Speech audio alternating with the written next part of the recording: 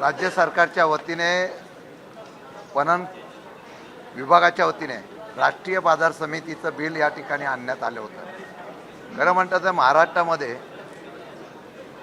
पहिल्यापासून असलेल्या बाजार समितीची व्याख्या बदलून आंतरराष्ट्रीय स्तराची बाजारपेठ अशा प्रकारचं एक नवीन बिल आणलेलं आहे।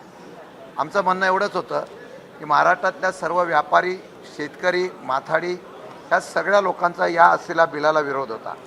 पूर्वीची असलेली बाजार समितीची अवस्था मॉडेल ॲक्ट आणल्यानंतर हळूहळू त्या ठिकाणी ही अवस्था बिकट झाली होती। त्यात हे नवीन आणलेलं बिल आणल्यामुळे लोकांमध्ये महाराष्ट्रामध्ये नाराजगी होती।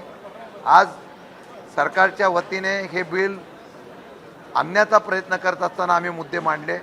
हे मुद्दे मांडत असताना पूर्वीच्या असलेल्या निवडणूक प्रक्रियेला जे व्यापारी प्रतिनिधी व्यापाऱ्यांमधून निवडणूक प्रक्रियेतून येत होते, माथाडी हमाल तिथून येत होते, त्याच ठिकाणी त्यांनी माथाडी हमाल रद्द केला।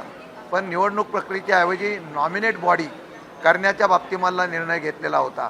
आमचा विरोध एवढाच होता की कुठलाही कायदा करा, पण राष्ट्रीय बाजार समिती करताना पूर्वीच्या बाजार समितीला धक्का लागू नये आणि त्याचबरोबर असलेल्या लोकांमधूनच निवडून देणारे प्रतिनिधी यावे, नॉमिनेट करू नये, अशा प्रकारची आम्ही हरकत घेतली आहे। मला वाटतं की बरीच चर्चा झाल्यानंतर राज्य सरकारच्या वतीने पणन मंत्र्यांनी ग्वाही दिलेली आहे की हे बिल जरी मंजूर झालं तर मार्चपर्यंत या बिलामधल्या आपल्या सर्वांच्या समितीबरोबर चर्चा करू, एक समिती स्थापन करू आणि या समिती स्थापन करून त्याच्यावर सविस्तरपणे चर्चा करून मार्चच्या अधिवेशनामध्ये सुधारित नियमावली आणून त्या प्रकारे या असलेल्या बाजार समितीच्या घटकांना कुठेही धक्का लागणार नाही अशा प्रकारची ग्वाही दिलेली आहे। मला वाटतं की महाराष्ट्रामध्ये राष्ट्रीय बाजार समितीच्या नावाखाली खाजगीकरण होऊ नये याच्या संदर्भातला आमचा विरोध तीव्र आहे।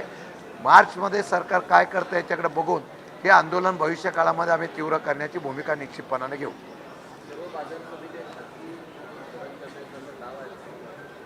हो, राष्ट्रीय बाजार समिती हा करण्यामधला हेतू तोच आहे की पूर्वीची बाजार समितीची व्याख्याने बाजार समिती असताना 80,000च्या वरती टन केलेला बाजार समितीला राष्ट्रीय बाजार समितीचा दर्जा द्यायचा। मला वाटतं की त्यात फरक काही नाही, फक्त राष्ट्रीय बाजार समितीचा दर्जा द्यायचा आणि दुसऱ्या ठिकाणी निवडून आलेल्या प्रतिनिधीच्या ऐवजी नॉमिनेट करायची। माझं म्हणणं आहे सरकारने लोकशाहीने निवडणुकीला समोर जावं, त्यातून जे निवडून येतील त्याला अधिकार द्यावा। हा बदल होता, त्याला आमचा विरोध होता।